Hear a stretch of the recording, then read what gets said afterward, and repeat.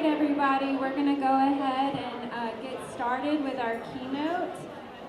I want to take a second. I'm really excited to introduce our keynote speaker for this afternoon.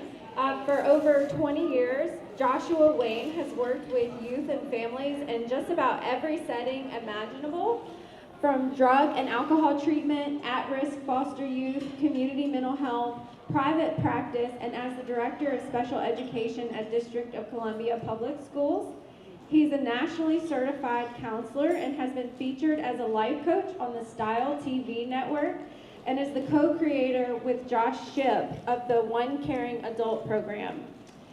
He lives by the motto, always be yourself, unless you can be Batman, in which case always be Batman. So help me welcome Mr. Joshua Wayne. Thank you. What the hell you want from me, man? What the hell you want from me, man? These are the first words that a young man named Miguel said to me. Now, to put it in context, I need to tell you a little bit about Miguel's backstory.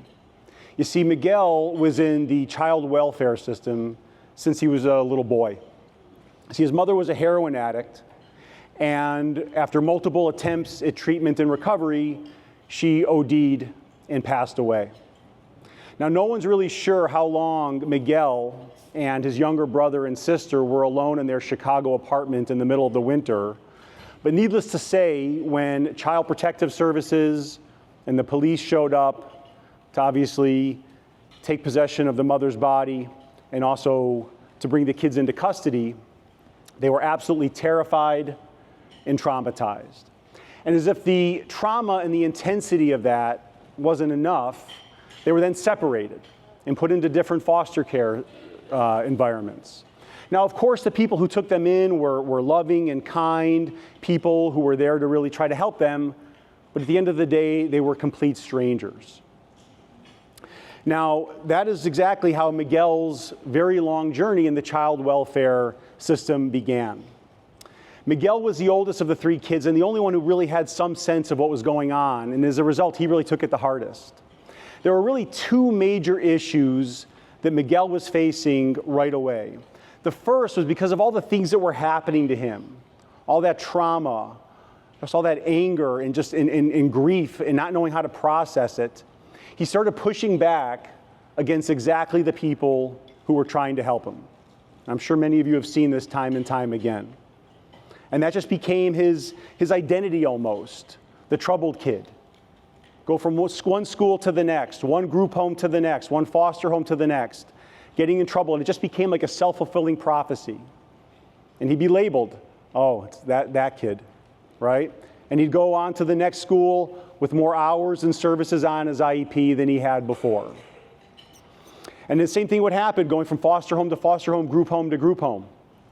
I remember I got a chance to meet one of his foster parents, the guy who he had been with the longest, a gentleman named Marty. And Marty told me that Miguel was such an interesting mix. Like, on the one hand, he was so desperate for nurturing and to feel supported and protected that he would just crawl onto Marty's lap just looking for some sort of just safe place. Even when older than when you'd expect it, he's 10, 12 years old. But the moment that there was a rule set, like it's time to turn the TV off because it's dinner, or God forbid another kid in the house tried to pick up his little game console, it was game on and a fight was guaranteed to follow. He even showed me a hole that Miguel had kicked out in the wall many years before. Now, the second major challenge that Miguel was facing was that even when somebody broke through, you know, when a social worker, a CASA support person, when somebody got through to him and built a relationship, soon enough that person would move on. They'd move on to another job or move to another town or something would change, or Miguel would get moved or the caseloads would change or whatever it was, and Miguel would have to start all over again from scratch. And this happened over and over and over again. And so really, when he was 18 years old, when I met him for the first time, after he'd been churning through the system for 12, 13 years at that point, and here comes the next dude, the first words he has for me are, "What the hell you want from me, man?" And then he turned around and he walked away. And honestly, who could really blame him? Now, I know that that's sort of an intense case, but I also know of the kids that you all work with and advocate for and support. So let's just take a moment and look at some data, because obviously the students the young people that you're working with are going through some pretty intense things. And we're going to talk about how to really support them today. But what it's also important to bear in mind is that they're just a reflection of what's going on with so many kids in our culture right now. Consider some of these statistics. 1 out of 4 children today have met the criteria for a mental health diagnosis. 3.2 million kids are the victims of bullying each year. 1 out of 5 kids like Miguel, like the kids you guys work with, will be homeless by the time they're 18.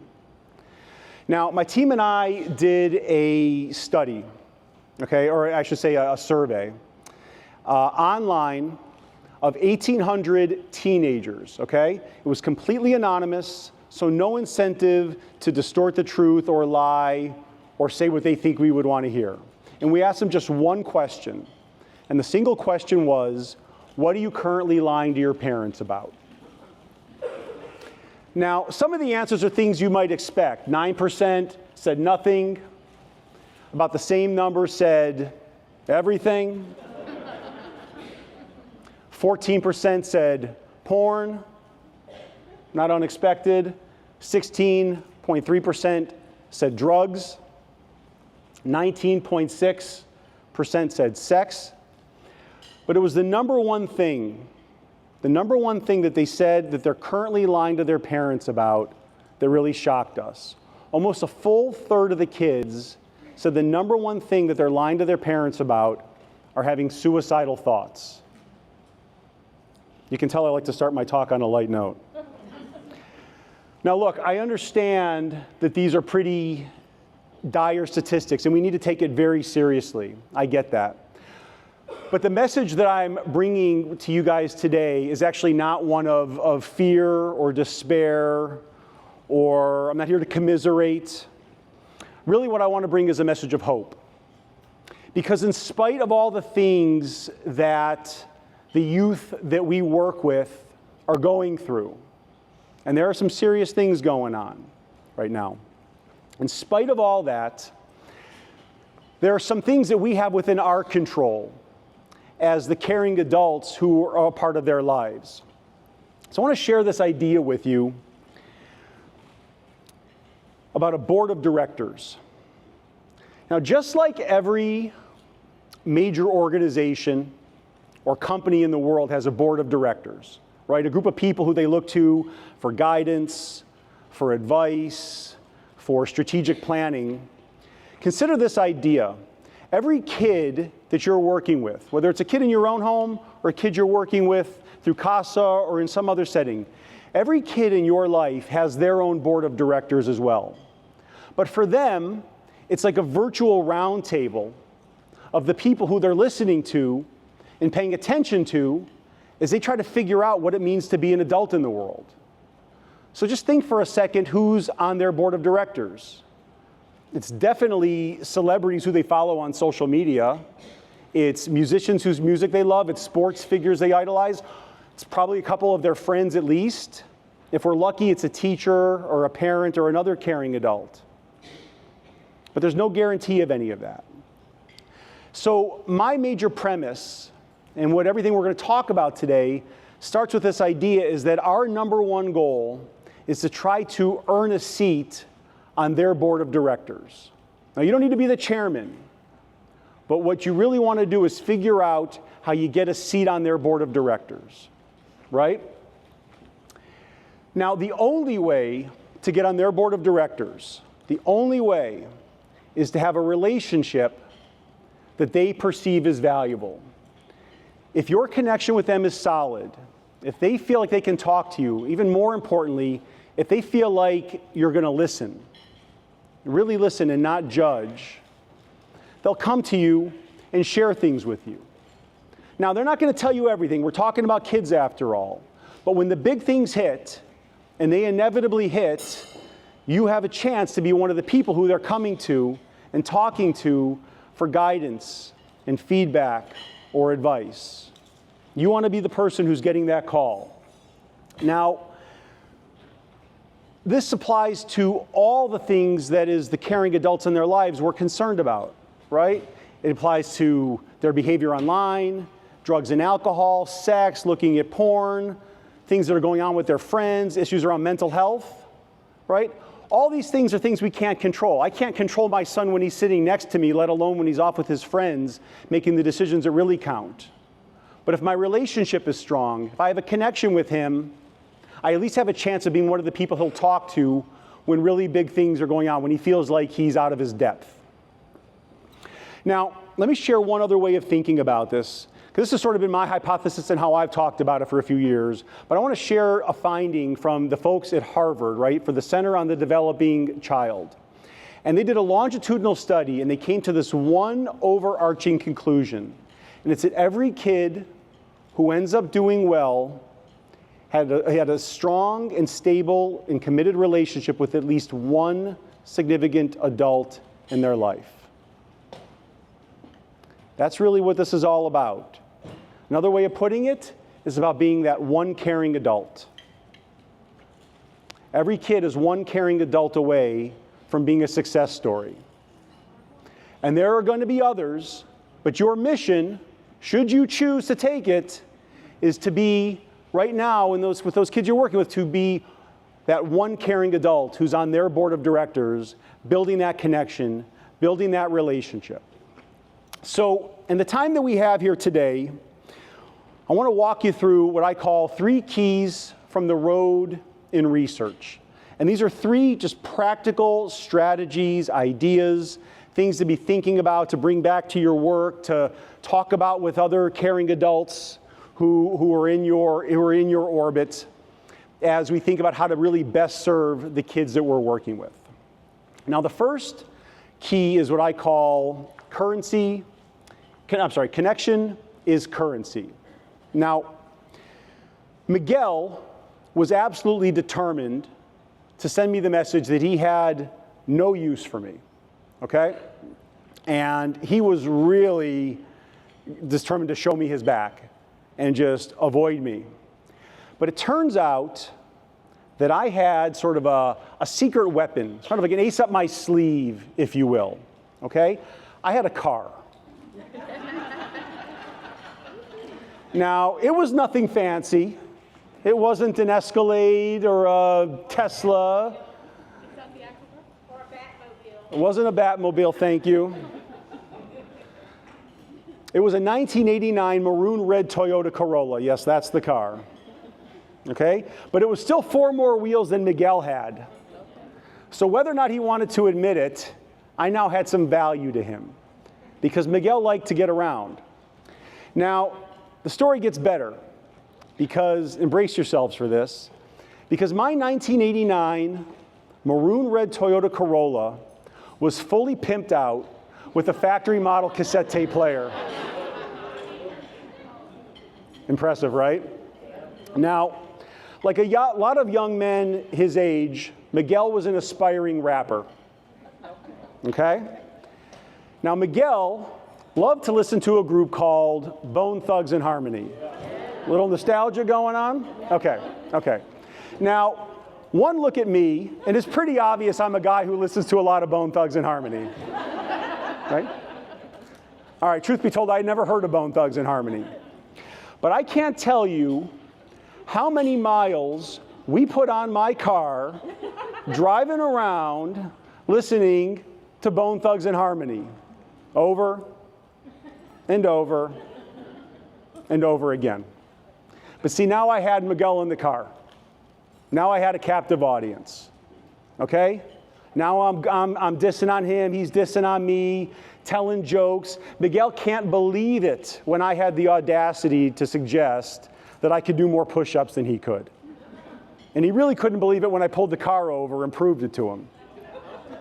That bothered him for 3 years. He eventually caught up to me, but I'll come back to that later. remember one day, Miguel and I were hanging out at this park. I used to take him on places where he was the kind of kid who just had to move around, or he'd start getting really stir crazy. He'd start getting really anxious and criticizing himself and just really get into a negative place. So one key thing, besides driving around listening to Bone Thugs, would just be picking him up, taking him out to grab a piece of pizza, taking him on a hike, finding somewhere we could go do something. Remember we were at a park one day, and we saw a couple kids throwing a baseball around. And he just happened to mention to me nonchalantly that he used to love to throw the baseball around, but he hadn't done it in years because there was nobody to throw the ball around with. That afternoon, I went out and bought 2 baseball mitts, and that became our thing, right? I saw an opening, and I capitalized on it. In fact, I still have those 2 baseball mitts, and I play with my own son today. Since then, I've added a football, a basketball, a frisbee. I've got things just, coming in and out of the trunk at various times. I still use them to build a connection with a young adult who I'm building a relationship with. You see, kicking a ball around or throwing a ball around can get you in with just about any kid on the planet. And I think sometimes we overlook the most simple of things. But sometimes it's the most basic, the lowest hanging fruit that can be your way into building that connection with a kid. Because having that kind of connection is the thing that gets you on their board of directors, right? If they can't find a way to just relax around us, talk to us, laugh, let their guard down, it's extremely hard to get to the deeper subtext of what's really going on in their lives if we don't first have a just very basic kind of connection with them. You can't just sit a kid down and just start asking a bunch of questions. That's going to feel a lot more like an interrogation than a connection. But over time, because for those first couple months, I wasn't trying to show up and motivate Miguel. I wasn't trying to teach him any life lessons. I wasn't really even leaning too hard into what was going on in his life. I just was showing up and being somebody who he could call, who he could start to relax around. And then over time, because I was able to just throw the baseball around with him, I started to have a little bit more credibility.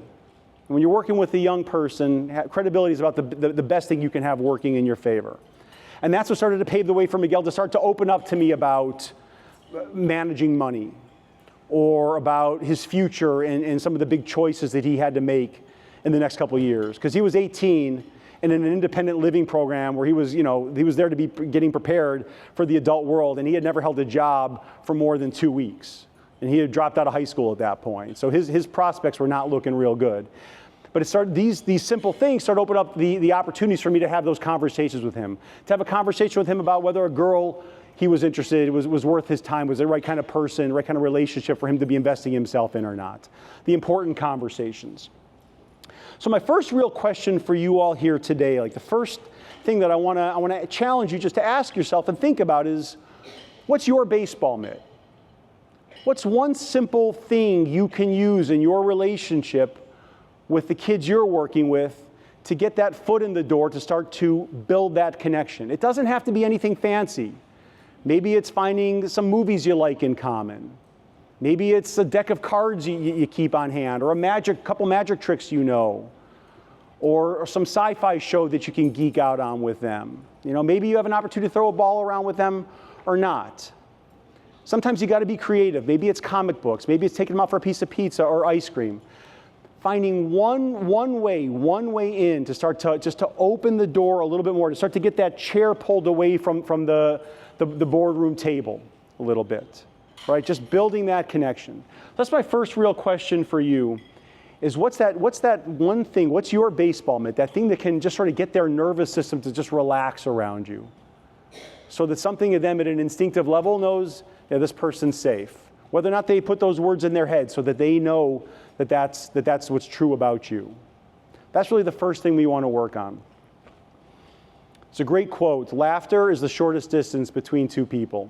And it's so true. And that has nothing to do with what degrees you have or how many years you've been working with kids. That's just about a human connection.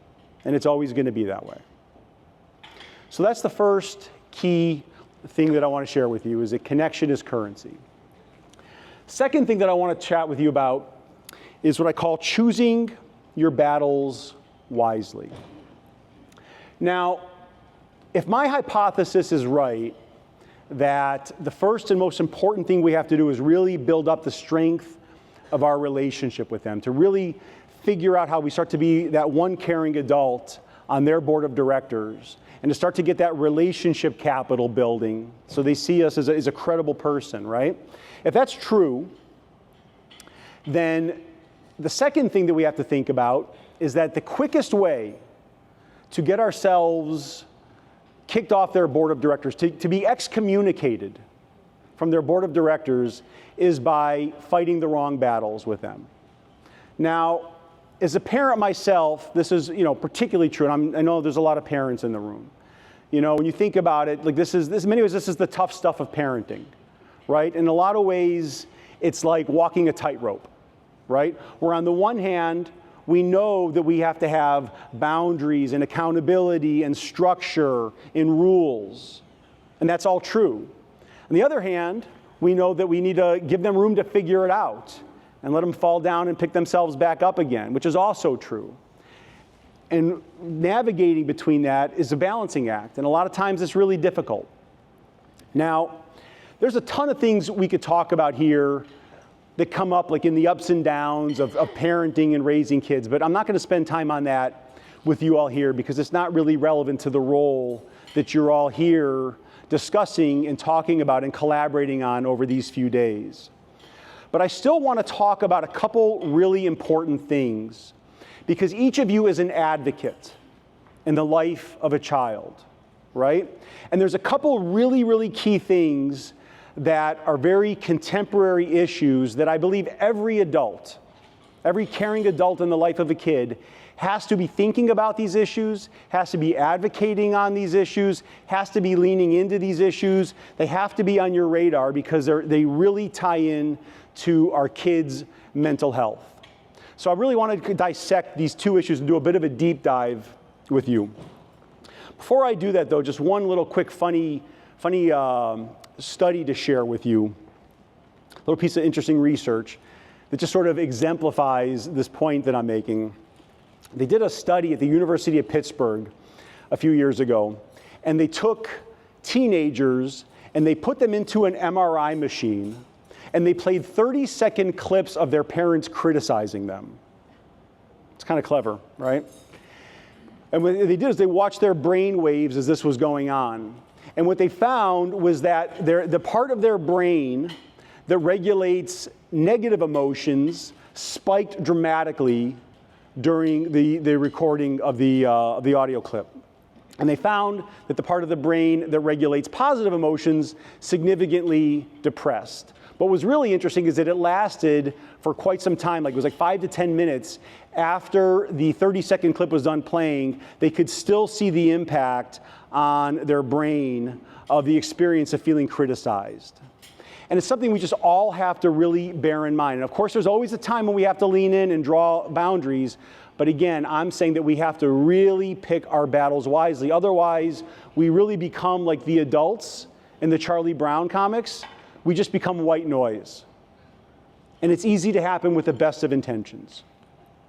So I want to talk about these two issues and do a bit of a deep dive with you guys. The first issue is tech, okay? Obviously a huge, important, contemporary issue, okay? Now, I really land in the camp that tech is one of the issues that we really have to lean into when it comes to kids, because most of them are not going to set limits for themselves. So I really believe that as the caring adults in their lives, this is one of the things we just have to lean in. And sometimes it's difficult. I get it. I have a 10-year-old son at home. I absolutely get it. Okay? According to Common Sense Media, just to give you a sense of the scope of what's going on today, the average teenager in the United States spends 7.5 hours a day in front of a screen for just entertainment purposes. Okay? So that doesn't even include time that they need to be in front of a screen for school. Okay? So I'm talking TikTok, Netflix, Xbox, YouTube, watching other people play Xbox on YouTube. I'm not sure how that became a thing, but it's a thing. right? If you just do the math on this for a second, 7.5 hours a day over the course of a year is 40% of their time spent in front of a screen. And I'm not talking 40% of the time they're awake, I'm talking 40% of the time they're breathing, okay? It's really hard to make the argument that that's healthy using any common understanding of the word. And I've had parents come up to me after I've given talks saying that they'd be relieved if their kid was only in front of a screen for 7.5 hours a day because it's 10, 11, 12 hours a day. It can really easily get out of hand. So I really, really believe that this is something that we have to lean into. It's also very clear from the data that we're starting to get that it has a really negative impact on their mental health. According to the Annie Casey Foundation, teens that use social media more than 3 hours a day have double the risk factors for poor mental health outcomes, okay? Another little interesting thing just in terms of the data around mental health, just an interesting little timeline to consider. With the current adolescent mental health crisis, we started really seeing adolescent mental health issues creeping up significantly around 2010, 2011, okay? Anxiety and depression primarily. That was exactly the point in time when in America we crossed the 50% threshold of adults who were in possession of a smartphone. So right around the time we crossed that threshold is when we started just seeing adolescent depression and anxiety rates start to skyrocket. In 2014, suicide became the second leading cause of death amongst adolescents, second only to accidents, okay? By 2017, 3 out of 4 teenagers have an iPhone in their pocket, okay? And this is all before COVID, and we forced them inside for a couple years to be on their devices even more, okay? Now, again, here's the thing. I want to be clear about something, okay? I very much land in the column of saying this is a battle we have to fight and lean into when it comes to kids, okay?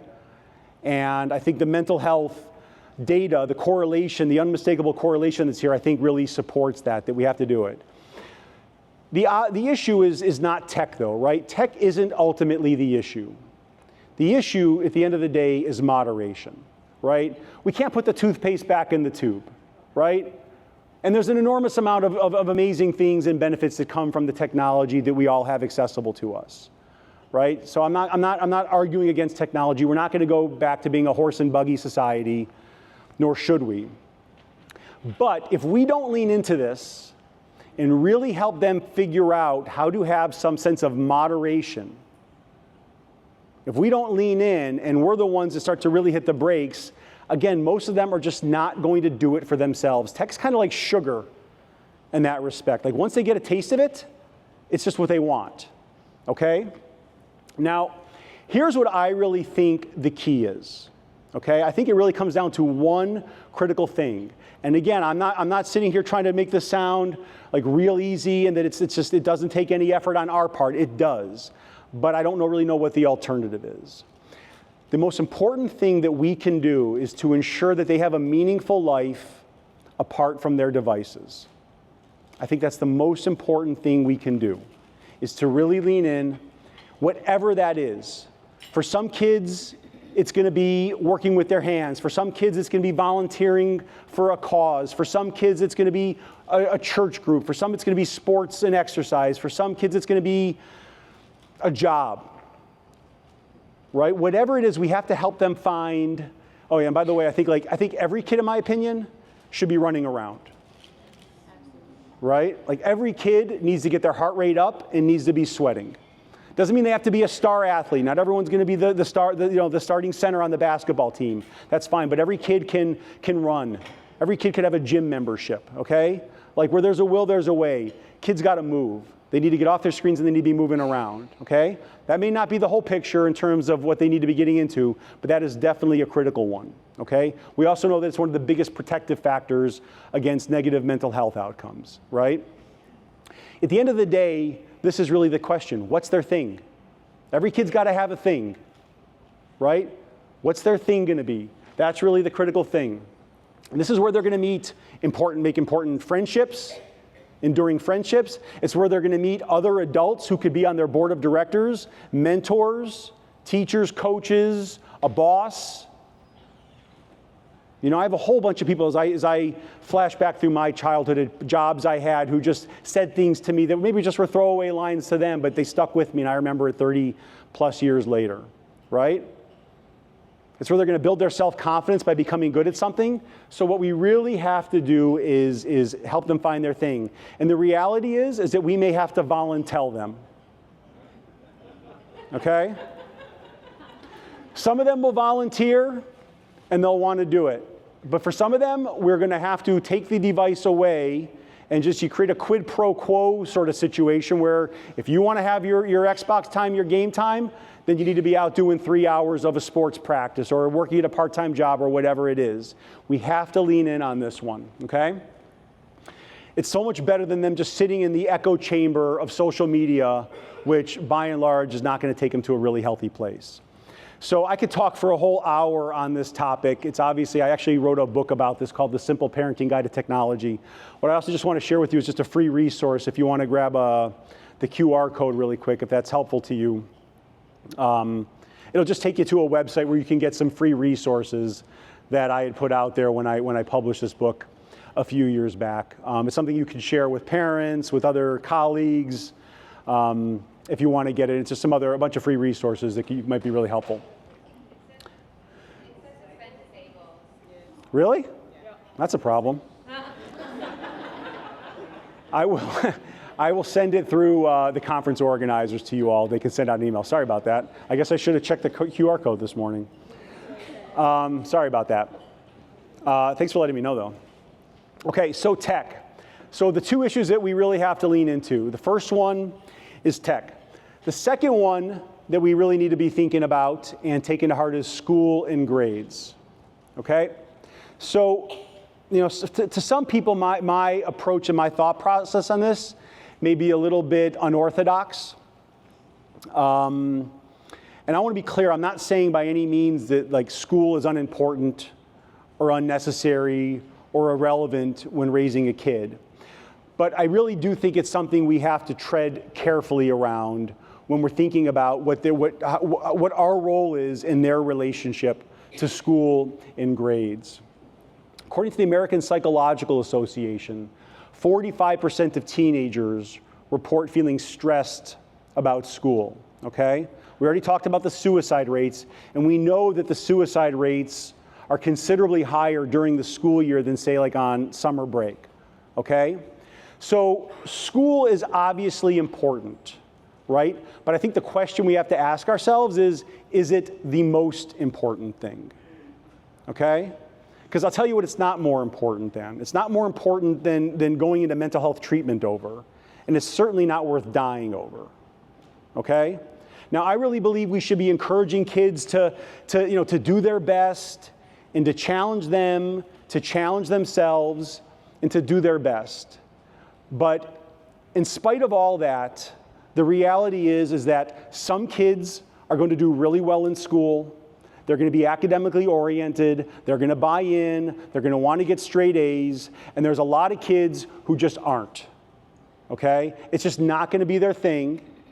And if we make this sort of a make or break issue in the relationship, it can really, really sort of just blow that relationship capital, that currency that you've been building in your relationship with them. And here's the thing that I also, I have to really tell parents a lot. I live in Washington, D.C., and, it's like lots of people who are, really high performers there who I, consult with, they want to talk about their kids who maybe aren't bought into school the way they were, and they've got all these advanced degrees and stuff. And, I just have to really just, remind them that, like, if you have a kid or you're working with a kid that just isn't a natural student, that school's not their thing, it doesn't mean they're going to be living in a van down by the river, okay? Just not everybody is wired that way. If a kid is struggling in school or they're just not naturally wired that way, then here's the question we really need to be asking ourselves, is what are they going to be successful at? Because every kid can be, if given the opportunity, if being pushed a little bit in the right direction, can be successful at something. Every kid's got an innate genius, an innate talent set. There's something that they can do and do extremely well. Whether it's sports or whether it's a cause that they're really passionate about. All the things we talked about before with tech, right? Having a job. Some kids are just really industrious and they just want to be working, right? You know, they want to be learning skills. Maybe some kids want to learn to code, right? What is their thing going to be?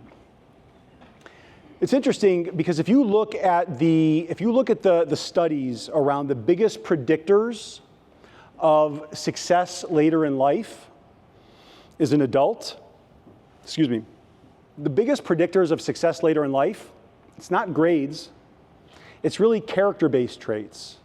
It's things like resilience, being able to establish good relationships, having self-esteem, you know, these real soft character-based sort of things. Oops. Social skills, empathy, self-regulation. These are the bigger predictors of them having success later in their life. Here's the thing. What we really want them to do is we really want them to be out there doing, taking action. We need to have them, you know, getting some wins and getting some losses, right? If they can learn that, if they can start to you know, adopt that it's okay, some things are going to work, some things are not going to work, they get what ends up being one of the most important lessons of all, which is that there's no such thing as failure, there's only feedback. And if they can internalize that, and they can adopt that mindset and take that kind of responsibility for themselves, that their setbacks are just opportunities to figure out what to be doing better and what to do next, I promise you that's going to carry them a lot further than a 4.0 GPA is ever going to do for them. So those are the two things that, again, I just think we really all have to be thinking about as caring adults in the lives of kids. Really leaning in around issues of tech and really figuring out how we set some limits and help them moderate. And then also really looking at their relationship to school and not letting it become a wedge in the relationship somehow, but really helping them think long-term and big picture about their lives and think about where their own excellence is going to be, where their skills are really going to shine. That's what we really have to be thinking about when it comes to choosing our battles wisely. So the third and final key lesson from the road and research is what I call help them win their battle. So here's a question for you, something to think about for a second. Can you think of one superhero who's not an orphan? Kind of deep, right? Think about that for a second. Batman saw his parents murdered in front of him. Spider-Man, raised by an aunt and an uncle. Superman lost the whole planet. And if you really want to nerd out with me here for a second, we could talk about like Black Panther, for example, right? Had his mother, but what's the defining arc of his story? His father dying, right? That's what sends him into a total tailspin in his life, trying to figure out like if he's okay. Sends him into that doubt place, right? Why is it? Same thing. Harry Potter, orphan. Luke Skywalker, orphan. Think about just any Disney character, orphans. Why is that? It's not by accident. I can promise you that. It's because each of these characters, in spite of their immense abilities and potential, goes through a period of time when they're filled with doubt, when they're scared, when they don't know if they can do it. And guess what? So do we. So do the kids that you're working with. Every one of them goes through that. You see, the superhero stories that we're all so enamored by are really all just metaphors for your life and for mine, for the lives of the kids we're working with. Because each of us has to go through that place of doubt at some point. Each of us has to come to terms with at some point in our lives feeling alone and wondering if we'll be okay and working through it and figuring it out. But what happens when that superhero in the making turns around and faces their pain? It becomes their superpower, right? The things that are really troubling them can become a source of power. Their challenges can become their superpower. Now, we can't fight their battle for them as the caring adults in their lives. But we can be on their side. We can be on their board of directors, and we can be there as they're figuring out how to fight that battle. And every kid is going to have a battle to fight. I promise you that. And every kid's going to have a different battle to fight. For some kids, it's going to be issues around boundaries or self-esteem or feeling abandoned or standing up for themselves, finding their voice. Everyone's going to have a battle to fight. Okay? And again, it's our job to sort of be there and to be a resource as they're figuring it out. Now, for Miguel, to go back to Miguel for a moment, for him it was his anger. That was his battle. About 2 years into working with Miguel, another counselor in the program and I had this idea. Both of us had grown up doing camping and canoeing and backpacking and that kind of stuff. And they've been really powerful experiences for us growing up. And we had this idea that it'd be really cool if we could take a group of these young adults, most of whom had never been outside the Chicago city limits, on a wilderness trip and really just sort of open their minds and expose them to something that they had never experienced before.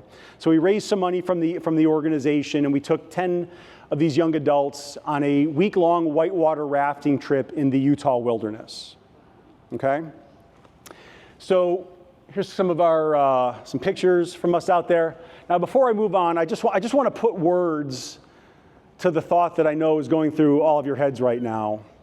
This guy's got some style. I know. You know, we had a pretty amazing time out there. We cooked, we hiked, we rafted, we sang Bone Thugs around the campfire. Unfortunately, though, on day 5 of 7, Miguel lost it. And when I say Miguel lost it, I mean Miguel lost it.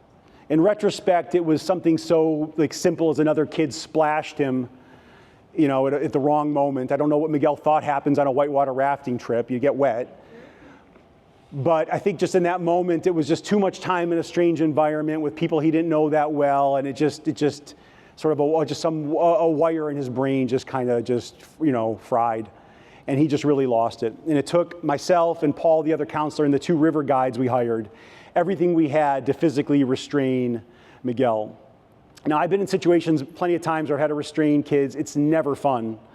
But just imagine for a second the setting. We're about 15 miles by raft from the nearest payphone. This is before everybody had cell phones, and even if we had them, they weren't working where we were. We were truly out in the sticks. And here's Miguel just absolutely out of his mind, cursing at us, threatening to kill us, beat red in the face, just swearing, just completely out of his mind. And it was sort of like, in retrospect, I remember as I'm sort of just facilitating, him and the group through this process, it was like all that anger that had built up in his life from his mother's passing all the way up through the present moment, 15 years or whatever it was at that point, of just all this anger that he just sort of repressed. Miguel always kind of had that sort of armor around him, that sort of mean mug look, just trying to send a message to the world that not to mess with him because he's just, sort of protecting himself emotionally. Just all of a sudden, the valve just came off at the most inopportune of moments. And it went on for 15 minutes, and I'm trying to de-escalate him, and he's just completely out of his mind. And I remember saying to the other counselors and the guides, really the only thing I could think of, but it was also really the only thing I could, it's something I knew would get his attention. I said, okay, we're going to have to tie Miguel to one of the rafts and paddle through the night and do an emergency evacuation. And that got Miguel's attention. He gradually started de-escalating and kind of came down. We were able to bring him down over the next 5 minutes and, kind of get the assurance that I needed to hear from him that he wasn't going to attack anybody. We were able to get everybody out of the wilderness safely. It definitely put a bit of a damper on the last couple of days of the trip. We just kind of quarantined him in his own tent for the last couple nights as we worked our way out of the wilderness. And we got everybody home safely to Chicago. But Miguel wouldn't talk to me for a month after that. He was just, angry, but also I think probably really embarrassed. And I remember once something brought us together. He had to sign some papers or something, and I remember it was a rainy day, and he gets in my 1989 maroon red Toyota Corolla, and he signs the papers, and the rain's just sort of pattering down on the car, and we sit there for probably 60 seconds just kind of in silence looking at each other. And I had already extended the olive branch to him that when he was ready to talk, I'm here for him. And a really, really interesting thing happened that I didn't expect. He started to try to get himself worked up again with the anger about what we had done to him out in Utah. But what I didn't expect to happen was that anger turned into tears. And it was like if what came out in Utah was all that anger that had built up, this was the flip side of the coin. This was the grief. This was the sadness that he had never had a way to express. And he cried. He cried. About how scared he was about his future, how lost he felt, how alone he felt. And it ended up being a major turning point for him. He still had things he had to work through. I'm not going to, make it sound like some just story fairy tale ending. He still had things to work through. But just starting to unload all that emotional baggage that he'd been carrying, just started to open up room for some other things. He started going back to church. He started getting his GED, started reconnecting with his brother and sister in a more serious way. Gradually from that point on, he just started making some significant changes. Started, getting a job and holding a job. Just gradually was able to start to do that as he started to let go of that. He started to fight his battle and offload some of that weight that he had been carrying. Now, here's the thing, I love to say that I could have gotten him there a year earlier or a year and a half earlier through the right conversation, but I don't really think so. I think in some ways he needed that crisis to really for this all to just come to a head and come to the surface in a way that he could deal with it. And I think that's sometimes one of the hardest things to remember working with kids, that a lot of times the change, the things that they need to go through, the things that we want for them are going to happen on their timeline and not on our timeline. They're going to have to go through do their own research and development at times. And if we're being honest, they need some struggle. What superhero doesn't go through some struggle and some adversity on the path to finding his or her superpower? That's just part of it. That's part of the story. It's not just part of the story because it makes for a good movie. It's because it's part of the human story. But that's how they build their self-confidence. That's how they start to learn that they're capable and they can do things. Now, as they go through it, though, as they go through fighting their battle, I really believe that as the caring adults on their board of directors, there are 3 core messages that we can share with them, okay? The first is you're not alone. Because a lot of them, particularly the kids you work with, they're going to feel really alone, really isolated. A lot of them have been through trauma and abuse, probably all of them, right? So they need to know that they're not alone. And just to let them know this over time, even though a lot of times it feels like that they've got problems for which there's no solution. And just let them know that they're not alone and that there are adults that are there to help. And if you think about it, every superhero's got that caring adult too, right? There's someone else in their life, right? Black Panther's got Shuri, right? Or I forget the other characters, but his mother. There's all these people that are there for him. Spider-Man's got Ned, the guy in the chair, right? Superman's got Lois. Batman's got Alfred. Every superhero's got an ally, right? They need to know that they're not alone. Second thing that they really need to know and hear from us over time is that they're okay just as they are. Because when they experience trauma, like the kind of things that they've experienced, their sense of themselves as being okay gets injured. And they internalize that something's wrong with them. This happens pretty much universally when they experience these kind of things. Something's wrong with them that this happened to them. Okay? So we have to let them know that they're okay just as they are. A really amazing quote I came upon recently, that there's no amount of self-improvement can make up for any lack of self-acceptance. It's really, really powerful wisdom that we have to really just help them experience and start to internalize. Because like I said, all of them have experienced some form of trauma, right? I mean, look at this statistic. More than 2/3 of children report at least one traumatic event by the age of 16. In the youth that you're working with, it's a lot more than one on average, okay? So they really, really need to hear that. And finally, the third thing that they really need to hear from us is that you can do this, that I believe in you, that I know it's hard, that I know it's going to hurt sometimes, but that you're not alone and I know you can do this.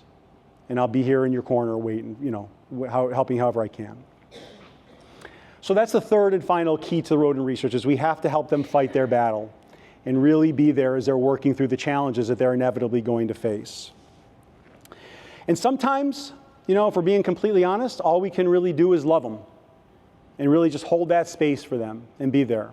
I remember one time I was with Miguel, and we'd just been throwing the ball around, and just had a great day together, just hanging out. It was a beautiful day. He was in a good mood, and we're getting back in my car, and I'm unlocking the car from the driver's side, and I just happened to look up at the moment before I unlocked the car, and I see Miguel with a look on his face that I don't know what else to call other than like Miguel the innocent child. It was like, I said, like Miguel always walked around with this sort of mean mug look on his face, just sort of, just keeping the world at arm's distance to protect himself. But like in this moment, he was just so open and relaxed. And it's like now that I'm a parent myself, I see that same look on my son's face just when he's relaxed. He's open. He doesn't need to just sort of constantly defend himself. And I remember, because I'd never seen Miguel look like that, because he always had that sort of, intense look on his face. I remember being so moved by it and really touched by it. And we get in the car, and I didn't start the car because I wanted to acknowledge it somehow. I wasn't really sure how. And he's quiet, and he just sort of sees me sitting there quietly, not putting the key in the ignition. He's like, "Yo, what's up?" And I'm quiet for a minute, and I said, "Miguel, I just want to tell you that I love you, man." And Miguel was quiet, and he looked at me and he said, "Yo, thanks, Josh. You're just not my type." So you do your best. So the time did come eventually, as we sort of wrap up our time here together today. The time did come when it was time for me to move on from working with Miguel. I'd worked with him for 3 years. There's some things going on in my life, and I was going to grad school, and just like the logistics of that job, I couldn't do it anymore. And it was time to move on. And I knew Miguel was going to take it really hard. I told him, he fought back tears and didn't really talk to me for a week because I think he it hurt. What he didn't know is that I had made arrangements with the organization that I would stay connected to him, whether they were going to pay me or not. I knew the impact that I was having on his life, and I knew the power of the relationship I had with him. And I was not going to disappear on Miguel, at that point. So once he realized that I was still coming around and still calling, and he could still call me, everything was fine. But the truth is he was in the last 6 months or so of his time in the child welfare system, he was about to age out pretty soon, and he didn't need me at the same level and intensity that he had before. He was getting much stronger and better and more independent. I got a call from him one day, and he said that he decided he was going to join the Army, that was what his plan was going to be. He was finishing up his GED, getting the last, credits he needed and all that. And decided this is what he wanted to do. I knew it was something he was thinking about. He wanted to join the Army. It was something that he felt would be a really good fit for him. He was a very physical guy, and just something with discipline that he would be really good. He also felt like it would be like a really good example that he could be setting for his brother and his sister, and that's what he did. So Miguel went off to basic training, I believe in Fort Benning, Georgia. And I got a handwritten letter from him maybe 6 weeks later, 8 weeks later, and he wrote in the letter that basic training was the hardest thing that he'd ever done, but the greatest thing that he'd ever done. And that he was a man now, and he was a soldier. And he made a special point of telling me that he could now smoke me doing push-ups, which it turns out was true.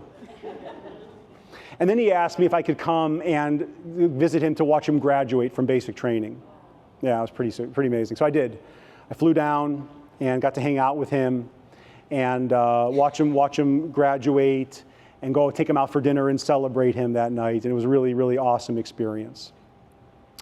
And then Miguel was in the Army. I got a call. That was in 2000. Right? And we all know how the world changed pretty dramatically a year later. 2001, 9/11, America went to war, and Miguel was a soldier, and Miguel did too. And he told me he was getting deployed. He was in the first wave of soldiers that went into Iraq in the early stages of the insurgency in Baghdad. And I ended up, it was before everybody had email and there was no way to really get in touch with him, but I remember just getting a call from him. He had just come back from his first tour of duty. And he asked if we could get dinner. And I met him in his old neighborhood in Chicago. We went out to a Mexican restaurant and sat there. And I remember getting out of the car and seeing this big, swole dude who was, could probably, at that point, look like he could do more push-ups with one arm than I could do with two. He just completely filled out and had a mustache and just really, really, really impressive looking. And we sat there having dinner that night. And I remember him just telling me stories. And I felt like he was just like, I was just there getting life lessons from him. And I just remember just being so impressed by his bravery and the things he'd experienced. He told me what it was like to be the first man going door to door in Baghdad through the early stages of the insurgency with night goggles on in the middle of the night, with night vision glasses on, literally hearing bullets whizzing past his head. I remember being just really humbled and just in awe of just this man he'd become. He was a leader. Really, really amazing. And I remember giving him a hug that night goodbye and just being so impressed by him. And then I kind of lost touch with him. And a few years had passed. I'd actually moved to the East Coast from Chicago at that point. And like a few years later, it was probably 2 or 3 years later, I woke up one day. I don't know if this ever happens to you, but like you kind of wake up, somebody's on your mind you haven't talked to in a while, kind of thing. And I got busy and I was like, man, Miguel, like what's going on with Miguel? I didn't have a phone number. And then it happened again like a week later. And I thought I still had the phone number of that guy, Marty, that guy who had been a foster parent of his. And I knew that if anybody knew where Miguel was, Marty would probably have some idea. So I called Marty that day. And I said, and he picked up the phone. I said, hey, Marty, it's Josh. I said, I've been thinking about Miguel like crazy. What's going on with him? And Marty broke into tears. And he told me that Miguel was on his 3rd tour of duty in Iraq, and that he was the lead man at a checkpoint, and that a car was approaching very suspiciously, coming slowly in. And Miguel drew his weapon and is the leader of that platoon, went in to investigate and yelling at the person to get out of the car, put their hands on the steering wheel. And just as Miguel got close enough to the car, a suicide bomber detonated the car, killing himself and killing Miguel in the process. Now, obviously, that's not the end of the story of Miguel that I want to be sharing with you guys here today. But as I had time to digest it and really think about it, after I got over the shock of it and the sadness of it, I realized that, in spite of the, obviously a really tragic ending of the story, that Miguel really is an incredible success story in so many ways. I mean, this was a guy who could have become harmful to himself. He could have become harmful to other people. And instead, he became a real superhero. Starting from where he did and winding up where he did. I found out that he had stayed in connection with his brother and sister through all these years. I found out he was engaged to be married. Yeah. So, it's as much as it's like a terrible ending of the story, this was a real life superhero.